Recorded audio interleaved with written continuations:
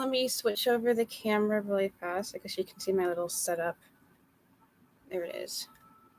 Sorry about that. Sorry. Like we're trailer park boys in Canada. Sorry. Um, my apologies. I know I'm supposed to be streaming right now and talking to you guys, but I got to get my other phone really fast. So just give me a minute. You can appreciate my setup behind me as I pull up my other phone. Sorry. One of those days, I really honestly, there's so much to talk about. It is truly just one of those days. Sorry that things are a little bit different, definitely very scattered brain, but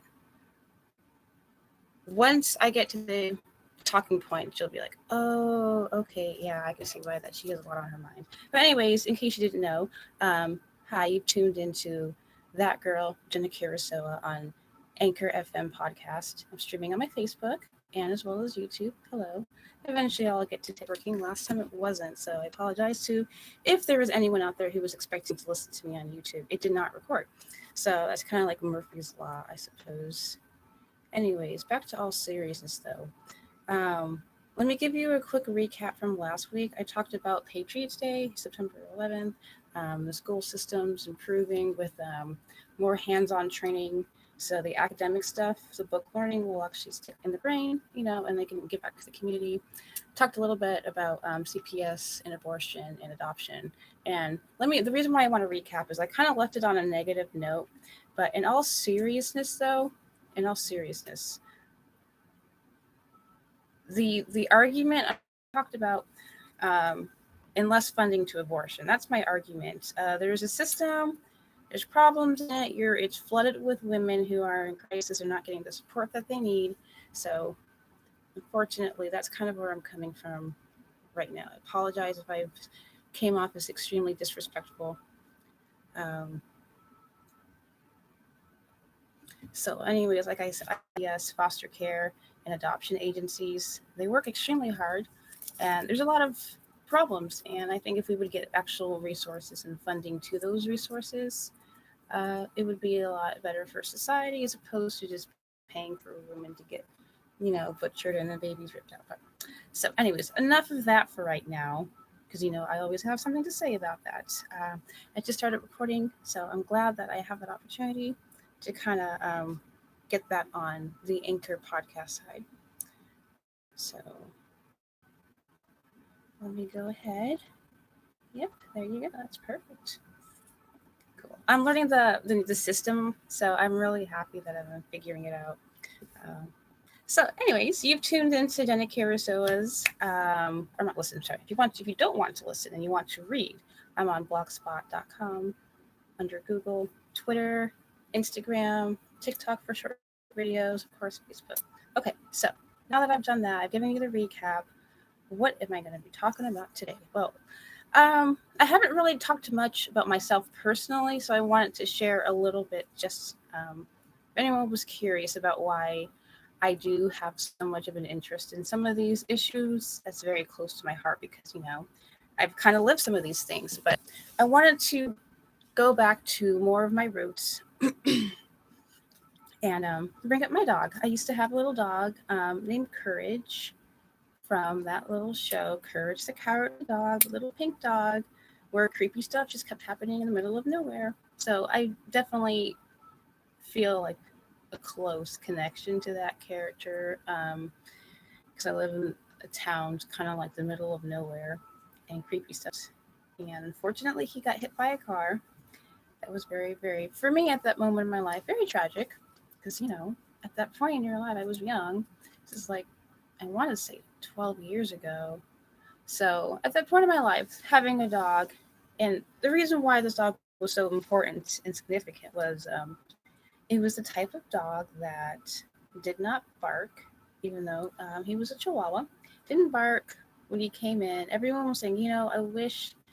I don't like Chihuahuas, but I like this dog, because he's really quiet and he'll wait for you at the door when you're leaving. And then when you come home, he was always there. He's taking his little spot. He was very, very, very loyal and committed and just a good dog. And he got hit by a car. So that was very upsetting for me. So I tried to replace him. Of course, you never replace a dog, same personality. But so I got another little black chihuahua, and she barks all the time. She's nosy. She runs up to people and chases them. She always got something to say. So it's kind of funny how it feels as if with my dog Courage, him getting killed and getting, his life ending so short, because I've had Justice for like 8 years or so, and I guess she's kind of like the anger side, like the one that demands justice. That's why she got the name Justice, and it just happens to fit her personality, because she's just, yeah, she'll chase you down to say what's up, check up on you and stuff. It's kind of annoying, and I'm like, dude, you're supposed to be over here with me, and you're off running around chasing some kid on the bike. Like, leave him alone. So that's what Justice does. And it's interesting how dogs, animals, kind of pick up on your personality. They kind of become an accessory to you, an extension of you. Very, very fascinating. Um, but I'm at the point now where, like, enough of the Justice. If anyone had been to my Facebook page, I posted this story about cut Karasoa in half, and that's where the last name Karasoa stems from. So it's interesting because we know I had that experience with Courage. I used to at one point have a lot of courage, and then this was cut short, and life happens, and we have some hardships. It goes on. Hardships. That's funny. Haha. Yeah, the Curacao was a ship. That's hilarious. Anyway, we have our hardship. I need to find if anyone's interesting. So let me continue on, though, with this discussion. It doesn't make any sense to me, so I'm not even going to try and pretend that it's going to make sense to you. I hope it does. I'm just going to put this out here. I am married. This is not for me at all. I'm just throwing this information that I've observed over the years, and it needs to be discussed. So modern dating. I've not been on the dating scene at all. And I discovered this, thankfully, early on. And this is why it's close to my heart. Obviously, as a woman, obviously, as a former feminist, a person who has already been through the abortion experience. And that's why I'm like, dude, it is not beneficial to anyone. I can speak on both sides of the argument for Black Lives Matter, for abortion rights, and for dating. This is where it's like, I already knew this was going to be a problem. And I've been watching a lot of commentary the last couple of days. I guess YouTube thinks I'm a dude because I'm getting a lot of content for guys. Because I'm trying to, maybe subconsciously I'm trying to understand, but no, I already knew early on, because when I got done with that destructive phase, and I'm going to talk about that destructive phase, because a lot of people, and the problem that we have is men, and we're blaming them. But the thing is, though, there's probably a huge contributing factor. There's probably what is that one? I know it's going to come to me later. Precipitating or contributing, or a common factor. I'm sure I'll come up with the correct term for that.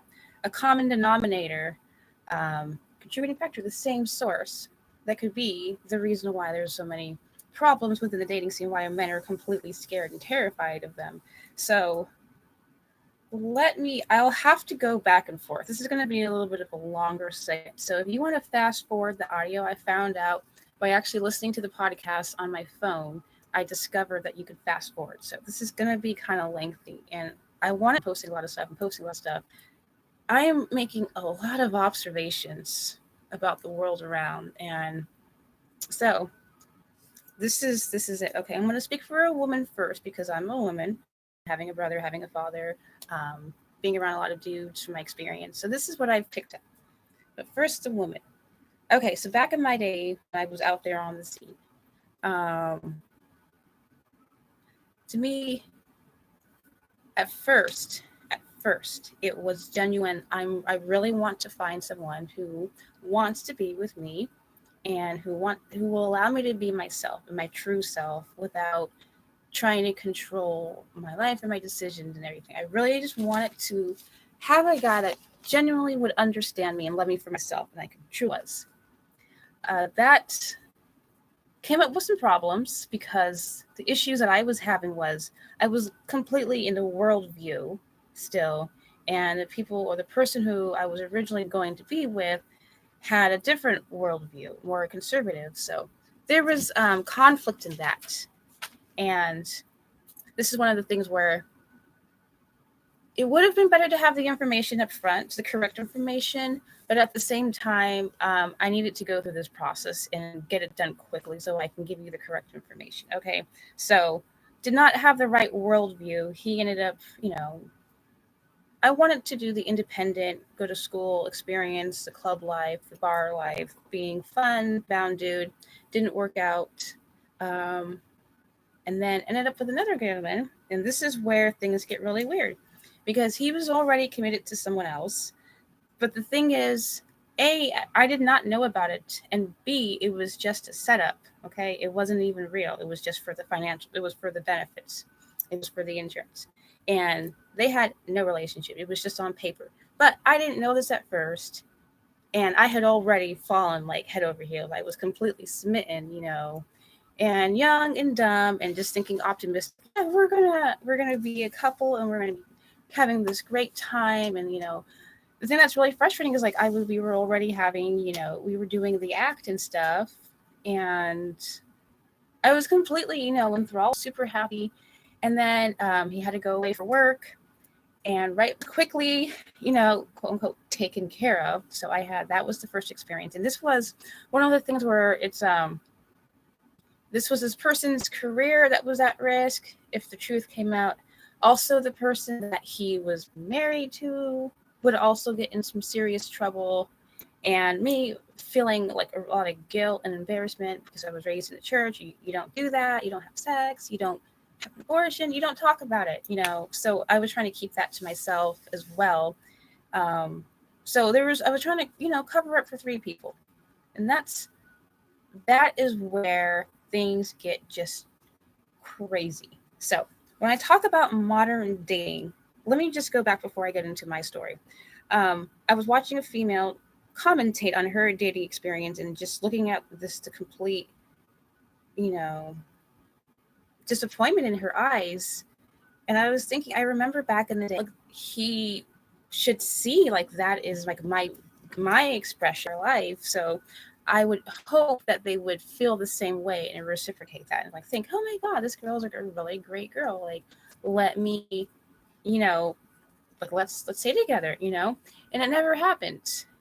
And I was like, okay, I've seen this before. Boss was serious about a relationship with her, only that, to find out that it was just a game. It was for fun. It was entertainment. So it's like all this time, every time I'm expecting someone to realize what this act actually is, despite knowing logically, like that's not how it works. You don't give them your best first. They have to work for it. Like anything worth having in life is worth working for. Like I knew that. I knew like if you want to enjoy fruit, you got to plant some seeds after you till the ground, and you got to wait for the tree, and then you got to wait for the tree to produce fruit. It takes a time. It's a process. You have to work. And I knew in my head that if I wanted a guy to like me and really respect me or wanted to be with me, that I needed to behave differently. Like I needed to make them treat me that way by not giving them what they wanted. So this is what I knew to be true. But then at the same time, it's like your body is saying a different story. Your body is the one telling you, hey, you know what? You deserve it. Just go hang out. It doesn't matter. Trying to detach reality from your emotions and your feelings to what you know is true. Trying to be two different people, like where it slowly starts chipping away at you to the point where it's you don't even really think about it anymore. It's just like your expectations get so lower and so disappointed where you're just like, yeah, I'm just gonna play the rat race, just play the game. So it got to that point where it's you just didn't really think that anyone really would care, and then you stop expecting it. You stop believing that there was any guy that would actually care that this is just a game and this is how it is. You get pulled into a circle, into a pool of people, and you're just like, well, this is how it is, and you just live life and just hope that one person will actually take you seriously. And at the same time, you're so angry and jaded that you don't even care and you don't respect the people that you're seeing. And so that's where it got. But before, happened, because once upon a time when I was like a freshman in high school, okay, this is 2001, mind you, 2001. If you want to understand where my anger stems from, everyone's like, oh, man, get over it, let it go. No, let me tell you this story, okay? This is just one example. There are probably thousands of more of women and young men who are completely screwing up because an adult, a person, for whatever reason, a crush on this boy, and I get a note from my friend, because everyone knows I like him, and my friend's like, oh, why don't you go into the winter formal? She brings me a note from, this is when they used to write handwritten notes, and you would exchange it in between class periods, and I encourage you guys to start doing it again. It is so much more fun than texting. It is so great. Anyway, so I get a note from her, though, and he's like, yeah, I'll go with you to the winter formal if you give me head, is what it said. And I was like, what? And I showed it to my teacher, a male. And I remember, because this is like life skills class, mind you, you're supposed to be learning about sex ed and stuff like that. So anyways, my life skills teacher, I show him the note because like I'm like a little Christian girl who goes to youth group and volunteers at Bible study and vacation Bible school and used to teach Sunday school. And this is freshman year of high school. So I show him it, and he chuckles. And then he's just like, oh, what a meatball head. And like, he's got 2 female student aides there, and they see it, and like, they're laughing, like, oh my God, and like, it wasn't even a big deal to them. And I'm like, okay, well, whatever. And then at a different point, the same person, like, I'm walking home from school off the school bus, and like, he follows me to the house, and I'm like, okay, what's going on? Why is he following me? And then he follows me into the house, right? And then I'm like, okay, I don't know. I told him, like, what do you want? Like, I'm not. And he left. So freshman year in high school, I actually stood up for myself and said, I'm not doing that. I had a teacher. I went to him and told him, hey, this guy said this. Didn't do anything. Didn't say anything. I remember another time walking off the school bus and a guy pulling my shirt open to see my chest and like laughing, like I'm sure there's worse stories out there in the country. These are just small little tidbits of me completely like ignorant to the world. Anyway, so that's freshman year of high school. All right. Fast forward now, I'm early 20s. The first guy didn't work out because we had different worldviews. And also, he was kind of a jerk. He would also he would make me the butt of his jokes too. And other people observed that he was kind of manipulative. Actually, no, he was. Never mind. He was controlling. So yeah, it wasn't because we had 2 different worldviews. It was because he was a controlling jerk, and I was always the butt of his jokes. Forgot that detail. This is why I like talking to you guys, because I can definitely get some shit off my chest. Anyway, so that guy didn't work out because he was controlling. I had a rebound guy. It was okay. He was a little bit unstable and insecure as well. Tend to attract those people. Then the third guy, he gets me pregnant. And unfortunately, it doesn't work out because of his work. And then he has another person he's supposed to be obligated to. No romance involved, just another obligation. And I didn't know about it initially. I got pulled in and suckered into it because, like, I'm such an idiot at the time, young and dumb. So the thing with abortion, though, is like they like to tell you that your life will go back to normal. You'll be perfectly fine. It won't be a big deal. And the next section I'm going to mention is I say it very, very tentatively because I don't like to dabble in it. I'm not looking for it. I just happened to see a heading and I read something about it, like just the intro. I don't know anything about it. I've heard other people talk about it. Take it for what it's worth. For you, it might mean everything. For me, I'm not going to claim it right now until I'm ready. Okay, so essentially, there are some people. This is a Satanist has admitted this, that it is a satanic ritual, and the woman is then possessed with a demon after the abortion because it is literal child sacrifice. and that woman is possessed by a demon. That's what I heard from a Satanist, and I read about it, just the intro. Like I said, I don't want to go into detail, but I will talk about my personal experience. That's what I can claim. I can't claim anyone else's story, but it's an observation. I wrote a journal entry, a poem. I kept a journal, a very, very detailed journal. I've always documented. I've got a million notebooks. If you ever come to my house, I got books covered in like writing. I've always kept a journal. Always. Always. My entire life. I've always documented. So if you're over here like, why does she care so much? That's who I am, all right? If you want to know who Jenna is a documenter. Sorry. If you don't like me, obviously people don't like me because they're not talking to me, which is fine. Good. Because I've lived my life in isolation and definitely perfectly content with that. Not complaining. Just to let you know, that is who I've always been. Sorry. I've always kept a journal. I've always documented. I've always kept it up here. That is my life. So, in all seriousness, though, I kept a journal, not even thinking about how important it was, but I did document a poem, and looking back, it sounds as if I knew that there was something watching me, and I just felt like a different. I didn't realize it, but within a month after the first abortion, like I was already drinking, I was drunk, and I'm pretty sure that's when I started my self-harm habit of like cutting, like literally cutting my flesh and like literally going to work with like legs covered in blood, just dried. Just put your pants on, go to work, put a smile on your face, hey, and then go home and then be depressed. No one knew about it. So, but that was within like the first like month or first 3 months after the abortion. Didn't even connect the dots. Didn't even think about it. I just felt it was because I was making poor choices. The guy that I was loved went away for work. Had to travel. Life of those construction workers, extreme construction, whatever. So he went away for work, and I'm depressed because I had we weren't going to be able to get married because he was already in some kind of legal contract. Someone trying to, get citizenship, one of those things. So it's like this person, that's their ticket to America, and then this guy falls in love with me or something, and then knocks me up, and it's just like, so my heart's broken. But the thing is, I start cheating on him.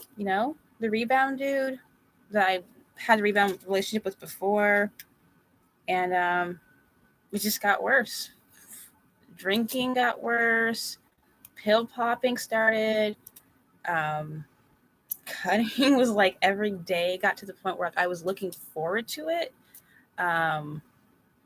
Yeah, it was a mess. And then he came back, and it did not go well. I had people threatening my life. They're like, "I'm going to kill you." I'm sure there's probably more retaliation for that. But the thing is, this is what I'm talking about. When modern dating, you have so many men who are like, "Why is she such a crazy bitch?" Well, that my story isn't even that crazy. For me, though, with my personality type, I guess it was very shattering. The concept of trauma, the brain tearing, that abortion is associated with that. People don't want to talk about it. And then we have where people talk about, it's demon possession. However you want to interpret it, schizophrenia, brain tearing, trauma, PTSD, possession. I can kind of understand the spiritual side because it did feel as if I essentially became a different person. That's when I became a feminist. That's when I defended myself and said, you know what, I don't care anymore. Like there's no one been here to defend me. No one's had my back. No one's been like, hey, girl, no, don't do that. The ones that did already completely disrespected me, and they were trying to control me, like making me the butt of their jokes, and like where other people were telling me like, hey, he's kind of a dick, and then just constantly getting felt, like I'm being tossed around like it's a game, like for pure amusement. So you wonder why women turn into evil psycho bitches. Like you wonder why they're angry. You wonder why, because like no one cared. No one cared about us. Like no one. It seems like so many I know that there are nice guys out there. There are really nice guys. My circle of influence and my friends and myself included, um, we genuinely just wanted a good guy. And yeah.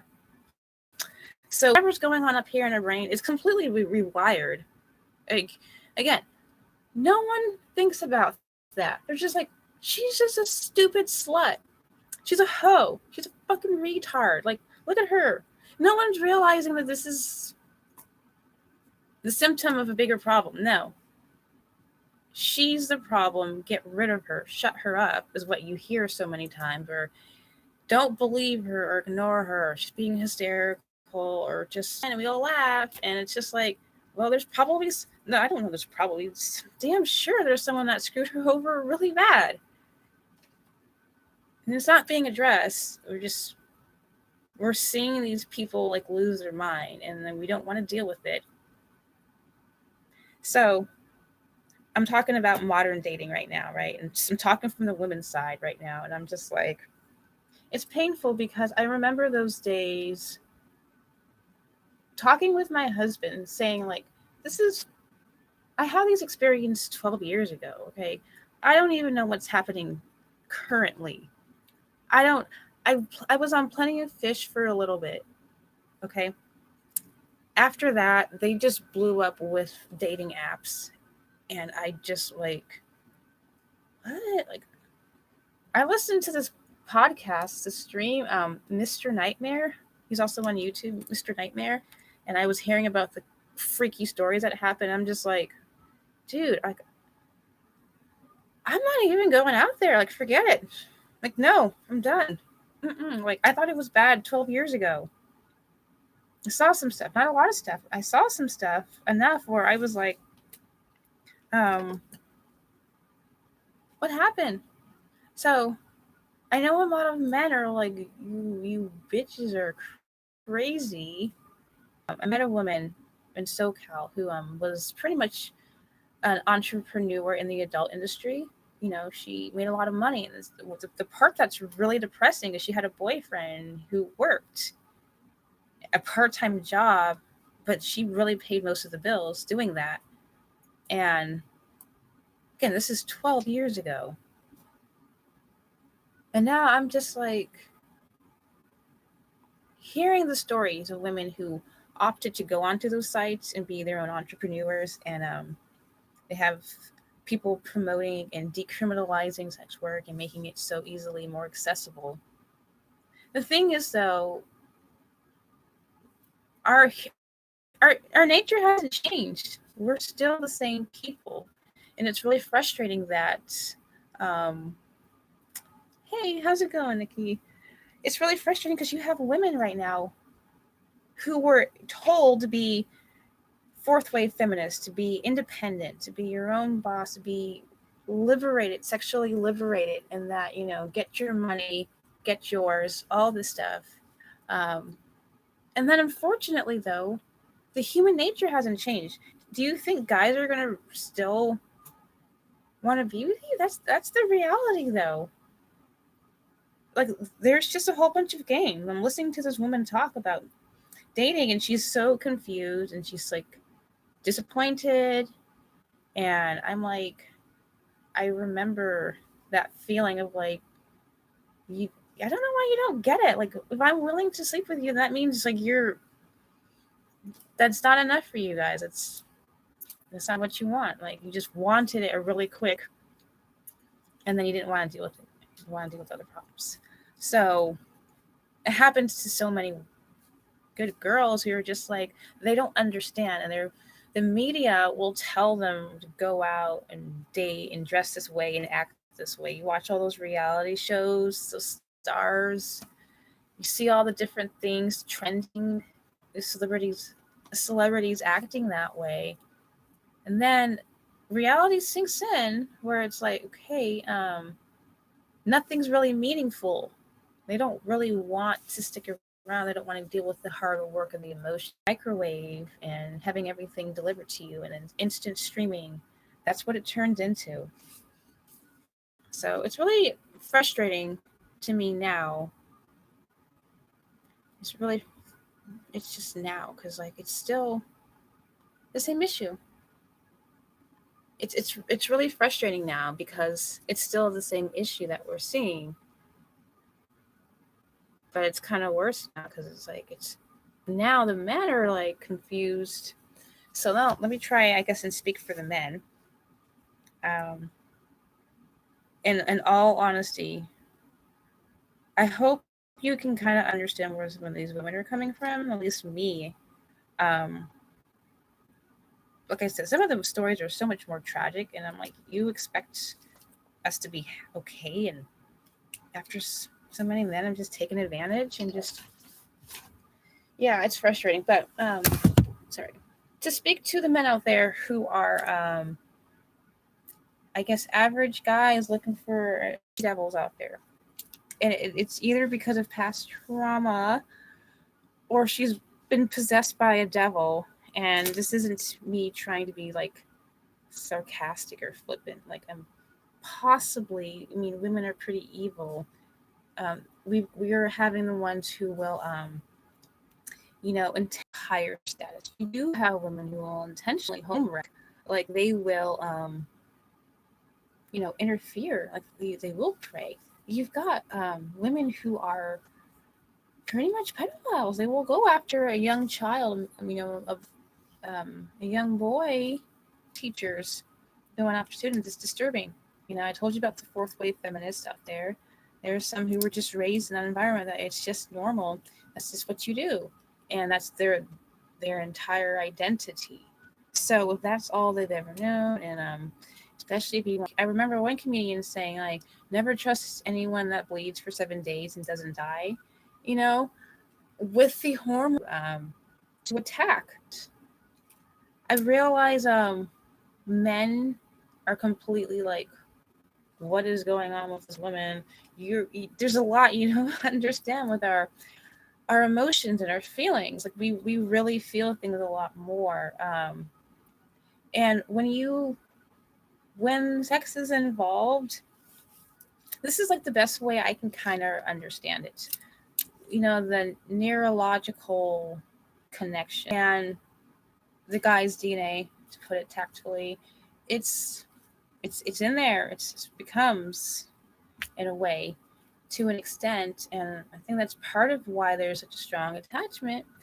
Then the thing is, though, with guys, they get very, very limited exposure to the woman, much, much limited.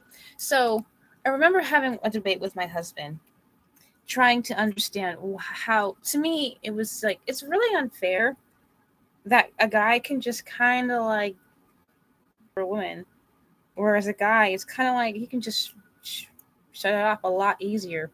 And that's where we envy you guys. That's really comes from where women are like, oh, okay, well, you can just go and dismiss me and not have any feelings about me or think about me at all.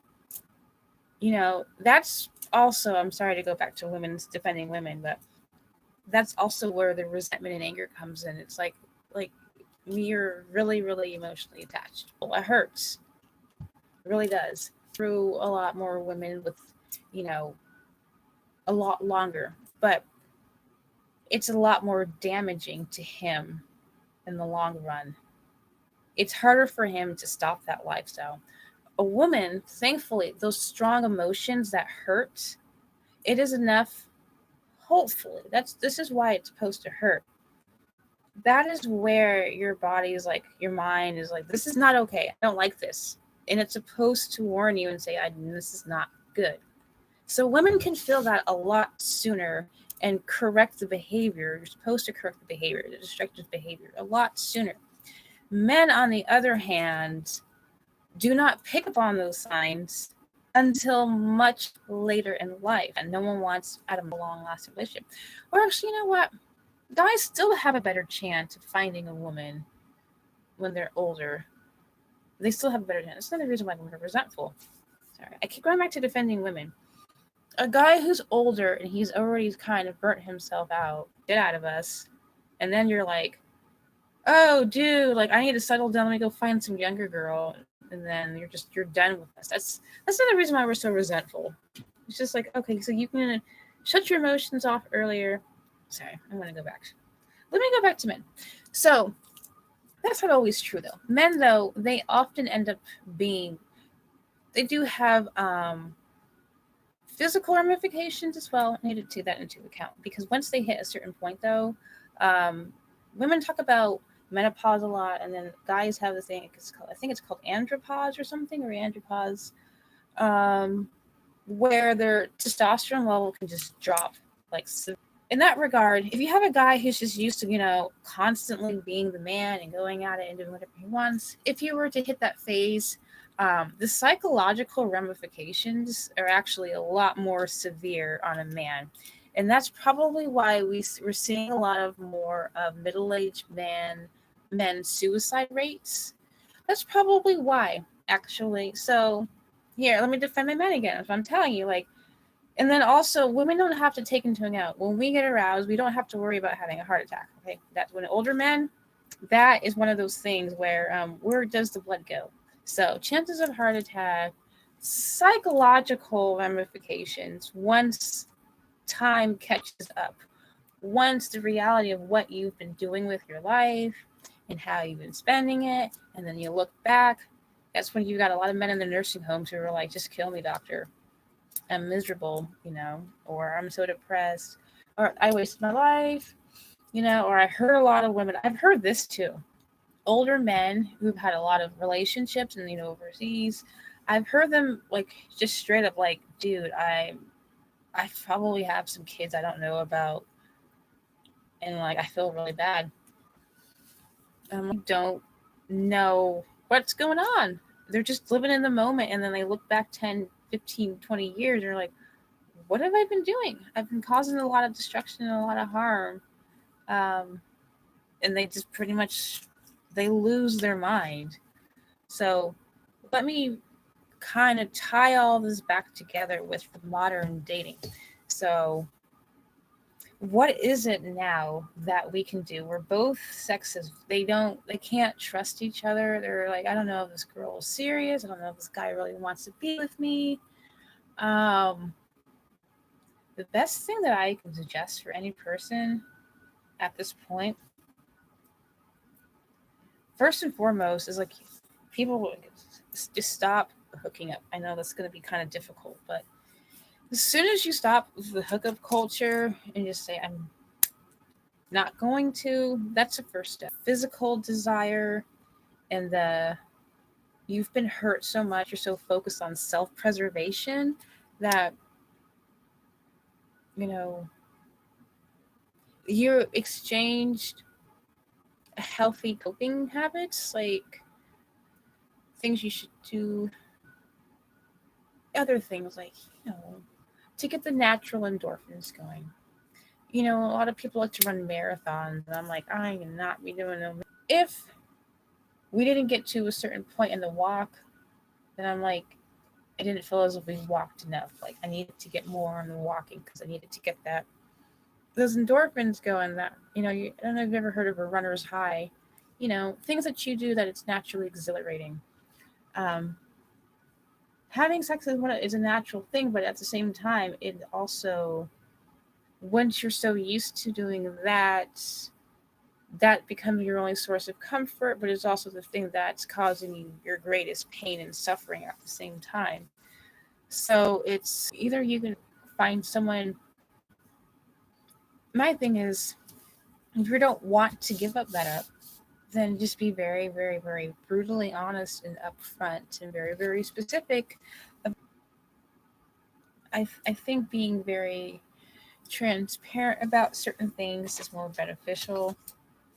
But more importantly, though, and this is where I'm even myself struggling, probably why I've, can come out here and talk more, is because, like, definitely finding out who you truly are. That's the most complicated thing. Without the distractions. And when I say distractions, if you are a person who is completely caught up in controlled substances your entire life, it might be a little bit more difficult to find who your true self is. Or simply getting to a point where you go to the lowest bare minimum without it and ask more complex questions, because having the sex or having the alcohol or having the prescription medication or whatever addiction, the hoarding thing or destructive habits, I genuinely want to start a relationship and move forward to the next thing. Sometimes you might have to just step back for like a few weeks and do a little bit of homework and soul searching. It sounds cliche, it sounds cheesy, but if this is someone that you're going to spend the rest of your life with, if that's what you want, then really know what you want and really know who you are. And like, are you going to be a good spouse? Do people want to deal with you? If not, then that's something they got to. Again, like with dating and the modern dating, I just keep hearing, I don't want people to think like there is absolutely no hope. I don't want people to think there is absolutely no hope at all. You're at this point that people are going to have to work extremely harder to want or desire, whether or not you're even with she devil. Have you gotten the anger checked out? Have you dealt with the past trauma? Are you getting through it? Those are things we have to ask and consider. So, yes, like I said, let me get off the subject. Transition to something else, because like I said, the world is, we've got some things. Well, let me, I was really gonna, I think I've talked long enough. I don't like to do long podcasts, honestly. So I'll save this one for tomorrow. I'll save this next section for tomorrow, because it's getting kind of long and I don't want to, take up too much of your time. So, well, kind of staring at a piece of dead wood for hours and hallucinating. I thought that was interesting and I wanted to share. So, anyways, at any point that you're possibly reading this on the overview, I'm going to put on my blog. I'm Kira, and just apologize if I wasted your time. So take care, and I'll be back tomorrow. I'm going to be talking about stricter school expectations, and I'll throw into some prizes as well. But take care. I hope you guys have a good rest of your evening or your day or whenever you consume this. And I will be in touch. Everyone, take care.